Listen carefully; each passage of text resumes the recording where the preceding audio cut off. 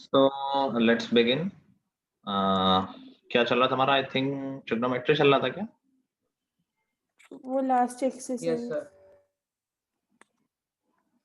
Okay, homework में क्या दिया था? 6 to 13।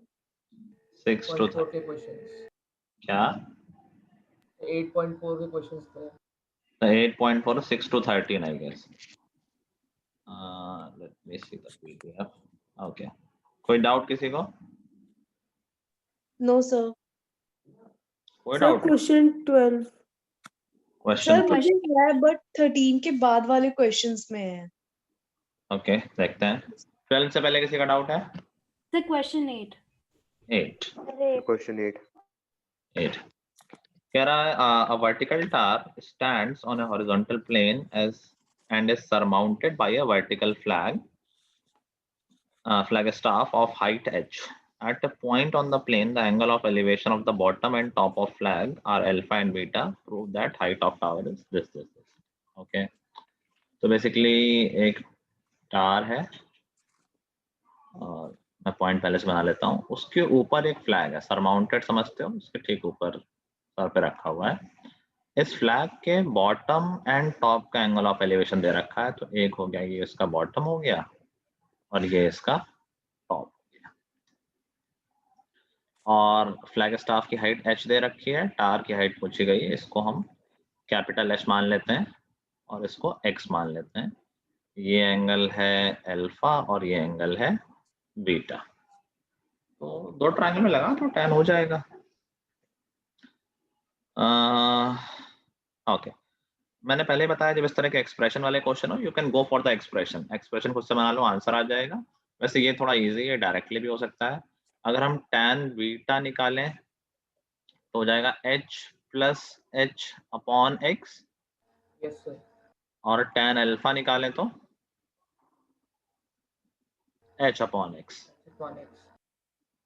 ठीक है, अभी हमें आंसर में लाना है, इन दोनों को सब्ट्रैक्ट करें, कैपिटल H तो गायब हो जाएगा।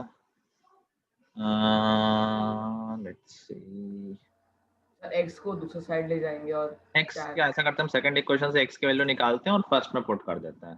ठीक है, तो x की वैल्यू आ गई h अपॉन tan अल्फा, इसको ऊपर वाले इक्वेशन में पुट कर दो, आंसर आ जाएगा। tan beta is equal to capital H plus H, x की वैल्यू पुट करी कैपिटल H और अपॉन tan अल्फा, तो वो ऊपर चला जाएगा, तो हो गया tan बीटा। नाउ सी, इसको क्या हम अलग अलग सॉरी tan अल्फा, इसको हम अलग सर अलग मैंने अलग अलग करके फिर वैल्यू पुट कर दिया था। अलग अलग कर, देखो अपॉन h दोनों में दे देते हैं, तो capital H upon capital H 1 हो जाएगा प्लस h अपॉन h, तो इससे हमारे फॉर्मेट में आ जाएगा। हो गया, फॉर्मेट में हमारे क्या है, tan beta minus tan alpha है, तो देखो इससे बन जाएगा। अब देखो अंदर मल्टीप्लाई कर दो tan अल्फा को, ये हो गया tan alpha plus h tan alpha upon capital H।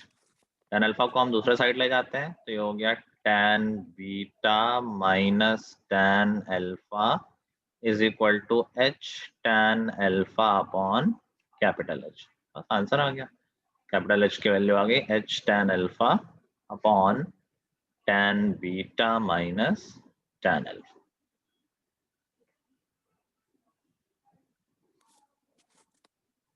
ठीक है, Yes, sir.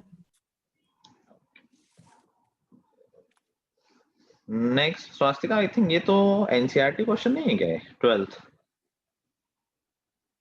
सर मेरा ना पता नहीं क्यों नहीं आ रहा था। इस क्वेश्चन को करने की मैंने ट्रिक बता रखी है प्रॉपर कि क्या फॉलो करना है, बड़ा क्वेश्चन हो सकता है ये, तो how to do this question. Anyway ये नोट कर लो, फिर बढ़ते हैं उस क्वेश्चन पे।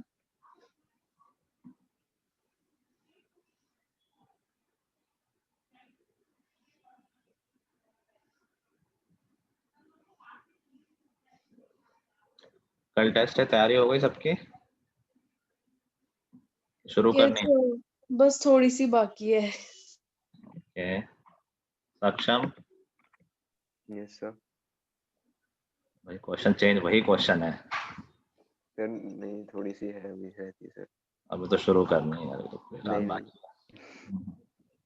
चैप्टर बताए कौन कौन से आ रहे हैं, हाँ सर। बताना जरा।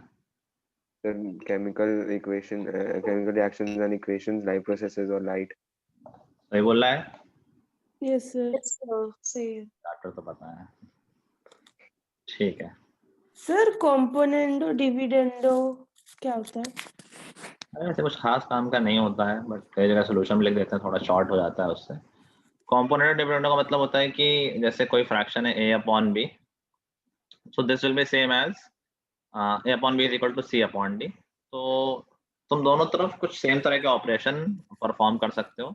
जैसे मैं न्यूमरेटर में कर दूंगा न्यूमरेटर प्लस डिनोमिनेटर, और डिनोमिनेटर में कर रहा हूँ न्यूमरेटर माइनस डिनोमिनेटर, तो यहाँ भी यही काम कर दूंगा, तो ये वैलिड रहेगा। ठीक है, मैं चेंज भी कर सकता हूँ कि ऊपर माइनस कर दिया नीचे प्लस कर दिया, तो कभी कभार इससे कैलकुलेशन थोड़ा जल्दी हो जाती है, इसीलिए तुम्हें कई जगह सोल्यूशन में लिखेगा बाई कॉम्पोनेंडो एंड डिविडेंडो। अगर तुम्हें ये नहीं भी आता है तो कोई जरूरत नहीं है, डायरेक्ट क्रॉस मल्टीप्लाई करोगे तो भी आंसर आ जाएगा। ठीक है, सर वो पिछला पेज सर देखना था। हाँ सॉरी।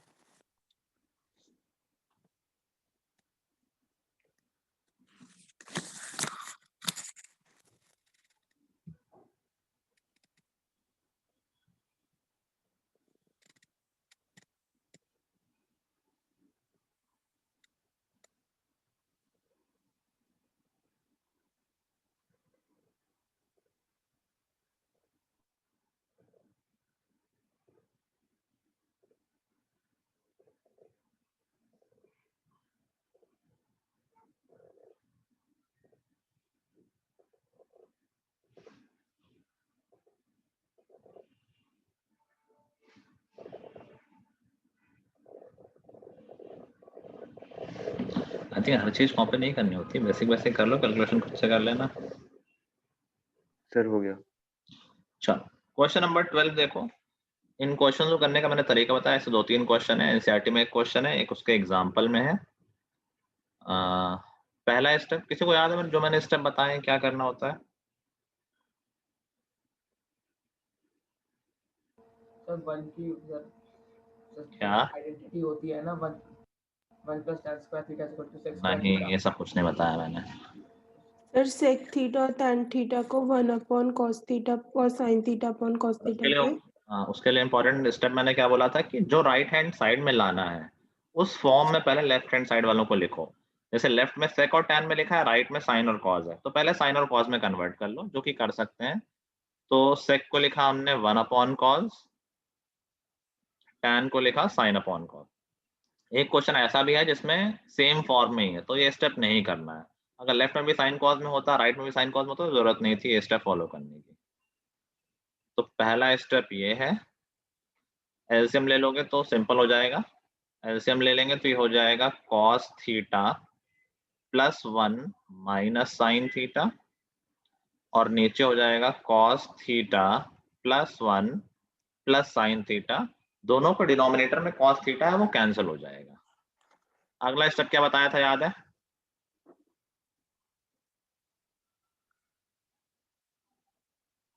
सर डिनोमिनेटर सेम करना। जो सर हाँ सर हम इसको टर्नओवर करने की जगह मतलब कॉस और साइन में लिखने की जगह हम अगर 1 को sec square minus tan square से करेंगे तो फिर तब भी आपका आंसर जल्दी आएगा उससे, ऐसे करने से। उस क्वेश्चन में आ जाएगा, बट जो मैं बता रहा हूँ कि इस तरह के कई क्वेश्चन है, सब में ऐसा नहीं हो पाएगा। ओके तो सर। मतलब ठीक है, जो तुम बोल रहे हो उसमें कोई खराबी नहीं है, बट एक कॉमन अप्रोच अगर याद रहेगी तो वो बेटर रहेगा। ठीक है, और बहुत सिंपल अप्रोच है, आई डोंट नो कैसे तुम लोगों को याद नहीं रहती है। पहला स्टेप मैंने बताया कि जो राइट हैंड साइड में लाना है उस फॉर्मेट में ले आओ। सेकंड स्टेप जो आंसर में लाना है उससे ही ऊपर नीचे मल्टीप्लाई कर दो। अब कॉस तो सिंगल टर्म है तो ये वाला term 1 minus sine theta answer में लाना है, 1 माइनस साइन थीटा से ऊपर नीचे मल्टीप्लाई कर दो। अब देखो आंसर में 1 माइनस साइन थीटा ऊपर लाना ही है न्यूमरेटर में, तो यहाँ इसको हम नहीं कुछ करेंगे, उसको ऐसे लिखा रहने दो कि हमको आंसर में ऐसे ही तो चाहिए, 1 माइनस साइन थीटा पूरा पूरा चाहिए, तो इसका कुछ मत करो, नीचे मल्टीप्लाई कर दो, सब कैंसिल हो जाएगा, आंसर आ जाएगा। दीज आर 2 सिंपल स्टेप, और इसमें तुम्हें कुछ याद भी नहीं करना है, आंसर क्वेश्चन में ही लिखा हुआ है, जो लाना है उससे ही ऊपर नीचे मल्टीप्लाई कर दो। कुछ क्वेश्चन में नीचे 1 प्लस कॉस लाना होगा तो 1 प्लस कॉस से मल्टीप्लाई कर देना, जहां लाना है वहां उसको मत छेड़ो। 1 माइनस साइन थीटा ऊपर लाना है तो ऊपर मैं उसमें कुछ भी नहीं करूंगा, वैसे ही लिखा रहने दूंगा, सिर्फ नीचे मल्टीप्लाई कर दूंगा, देखना अपने आप आंसर आ जाएगा। cos theta plus 1 minus sine theta into 1 minus sine theta, नीचे कर देते हैं मल्टीप्लाई, थोड़ा छोटा मल्टीप्लाई देखो कैसे कर सकते हैं, 1 माइनस साइन थीटा और 1 प्लस साइन थीटा को एक साथ मल्टीप्लाई कर दें पूरा पूरा, तो थोड़ा ये वैसे Cos square चार टर्म आते हैं, अभी theta. 2 ही टर्म आएंगे। 1 माइनस साइन थीटा को 1 प्लस साइन थीटा से मल्टीप्लाई किया तो ये हो गया 1 माइनस साइन स्क्वायर थीटा, क्या इसको हम कॉस स्क्वायर थीटा लिख सकते हैं? Yes, sir. ठीक है, अभी 1 माइनस साइन थीटा को इससे मल्टीप्लाई करना रह गया है, इससे मल्टीप्लाई करोगे देखो क्या आ जाएगा, 1 से मल्टीप्लाई किया तो cos theta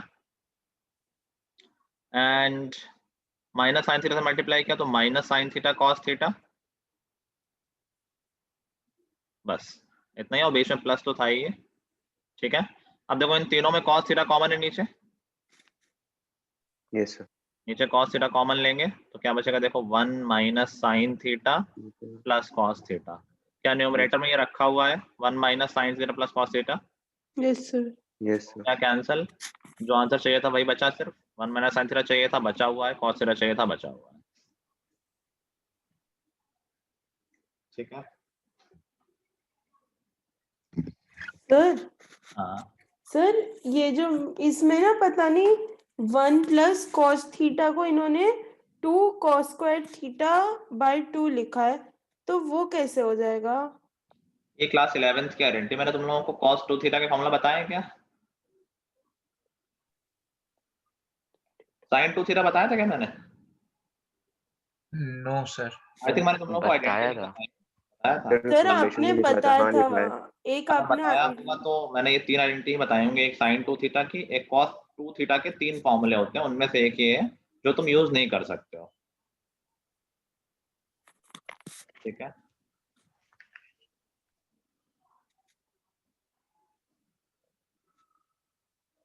so I guess और कोई डाउट तो है नहीं, 13 तक ही था ना हमारा। Yes sir. Okay, so only 5 questions are remaining, जल्दी से ट्राई कर लो, आज के आज हमारा ये चैप्टर ओवर हो जाएगा।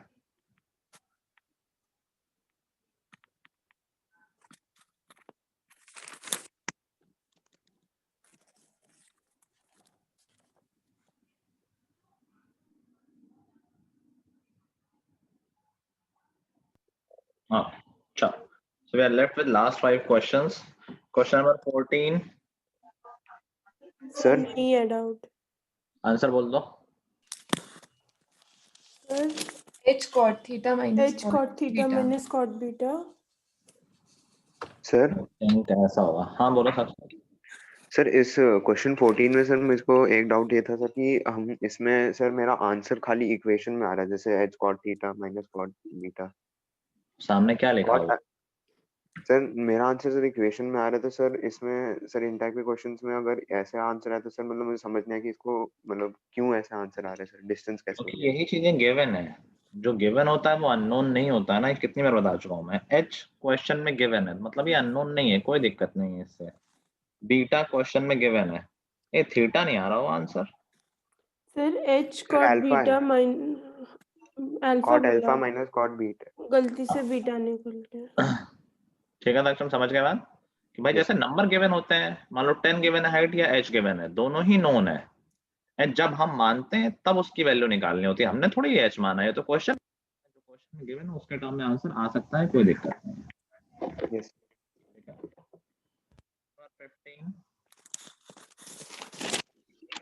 15 सर ये प्रूफ था, डाउट प्रूफ है करना था। सर डाउट है। A ladder rests against a wall, against a vertical wall at an inclination of alpha to the horizontal. Its foot is pulled away from the wall through a distance p, so that the upper end slides a distance q down the wall. Then the ladder makes an angle beta, show that this. Expression वाले question जो expression दिया है वही निकाल लो, but उसके पहले were you able to draw the diagram? Sir मेरा ये क्वेश्चन सॉल्व हो गया सर। हाँ मेरा डायग्राम बन चुका है। ये कोई लैडर रखी हुई है और अल्फा एंगल बना रही है, ठीक है, ये इनिशियल कंडीशन है। अभी कह रहा है कि लैडर को थोड़ा पीछे खींचा गया है, अभी अगर लैडर को पीछे खींचा जाएगा, अभी देखो लैडर एंगल पे रखी है, तो ऐसा नहीं कि जितना वॉल से ऊपर आएगी नीचे जाएगी उतना ही लेफ्ट में शिफ्ट होगी, ये जरूरी नहीं है। जब हम ऊपर नीचे मूव कर रहे हैं एक डायरेक्शन में, तब ऐसा होगा कि भाई इस पॉइंट को तुम जितना टॉप वाले पॉइंट को जितना ऊपर ले जाओगे, मान लो इस पॉइंट को तुम ऊपर ले गए सपोज 3 मीटर, तो ये वाला पॉइंट भी 3 मीटर ऊपर चला जाएगा, बॉटम वाला। ठीक है, या राइट लेफ्ट मूवमेंट हो रहा हो कि अगर राइट मोस्ट पॉइंट को तुम 3 मीटर आगे ले जाओगे तो लेफ्ट मोस्ट पॉइंट भी 3 मीटर आगे चला जाएगा। लेकिन जब ये एंगल पे है तो लैडर कुछ डिस्टेंस से नीचे आएगी और कुछ डिस्टेंस से लेफ्ट जाएगी। अगर तुम नीचे करोगे तो थोड़ा पीछे जाएगी, बट ये डिस्टेंस इक्वल नहीं होंगी। डू नॉट थिंक कि जितने डिस्टेंस ऊपर से नीचे आई है उतनी ही डिस्टेंस लेफ्ट में जाएगी। ठीक है, ऑल्दो ये क्वेश्चन में मेंशन भी है कि फुट को पुल किया गया है p मीटर से, तो ये डिस्टेंस p दी है और ऐसा करने पे नीचे वो आ गई है q डिस्टेंस। अभी देखो इस दोनों ट्रायंगल में कांस्टेंट चीज क्या है? उसकी लेंथ, लेंथ। हाइपोटेन्यूज। और l मान ले दोनों तरफ l है, लेंथ तो फिक्स है लैडर की। अभी जो आंसर लाना है वही लिखना शुरू कर दो। जैसे हमें आंसर में cos beta minus cos alpha लाना है तो खुद से निकालना शुरू कर देते हैं। निकालो cos बीटा क्या आएगा। क्या हम बोल सकते हैं cos बीटा की वैल्यू होगी, इसको मैं x मान लेता हूँ और इसको y मान लेता हूँ। तो cos बीटा की वैल्यू होगी x plus p upon l और cos अल्फा की वैल्यू होगी x अपॉन l। आंसर में लाना है cos beta minus cos alpha. देखो इसकी वैल्यू क्या हो जाएगी, देखो ये p अपॉन l बचेगा, x और x कैंसिल हो जाएंगे, सेम डिनोमिनेटर है। ठीक है, ऐसे ही साइन अल्फा, मैंने साइन बीटा लाना है आंसर में, तो साइन अल्फा निकालो तो हो जाएगा y plus Q upon l और साइन बीटा हो जाएगा y अपॉन l। सब्ट्रैक्ट करोगे sine alpha minus sign beta निकालोगे तो ये q अपॉन l आ जाएगा। दोनों को डिवाइड कर दोगे आंसर आ जाएगा।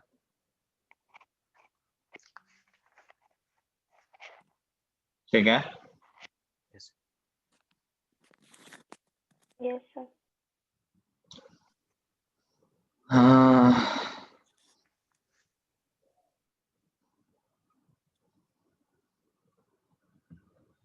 अच्छा, नोट कर लो।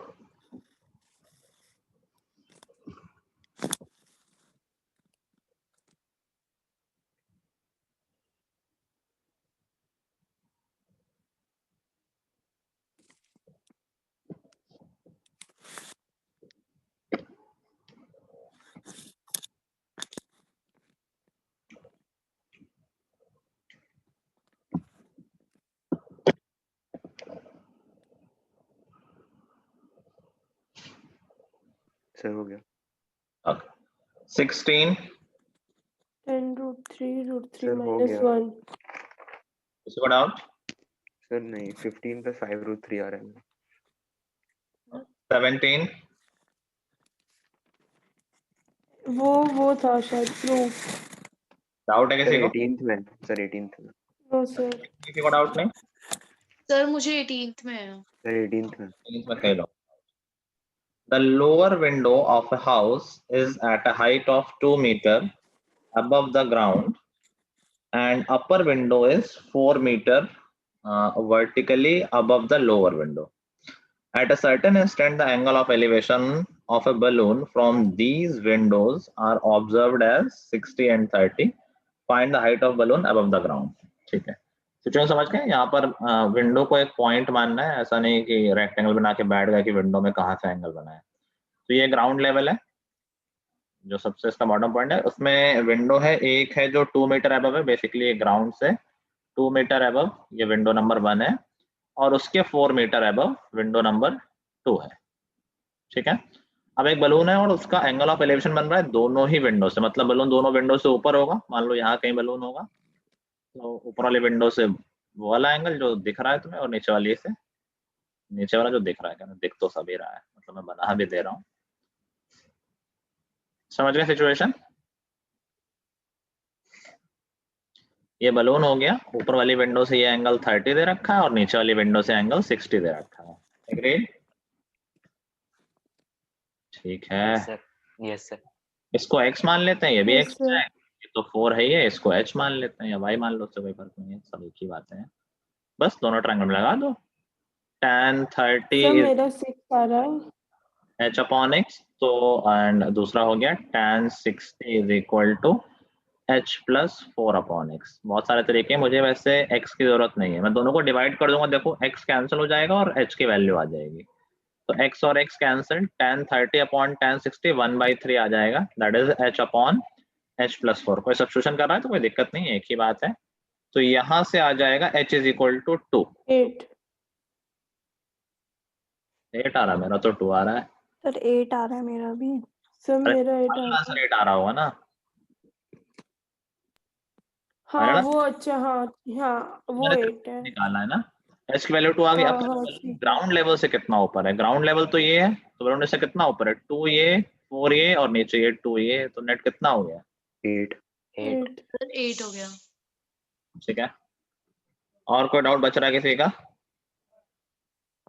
No No, sir. ठीक है, so we are done with trigonometry also.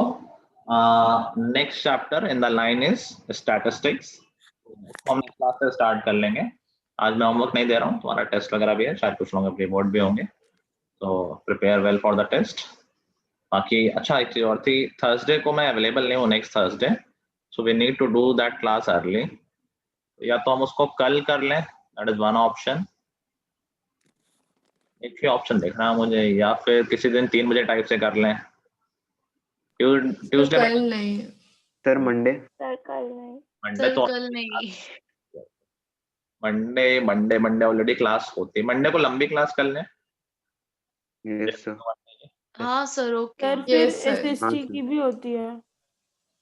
यार तो एक दिन छुट्टी भी तो एक्स्ट्रा मिल रही है, थर्सडे को क्लास नहीं होगी तुम्हारे, एक दिन नहीं ना, तो अरे नहीं, वो समीक्षा मैम की होगी ना 8 बजे।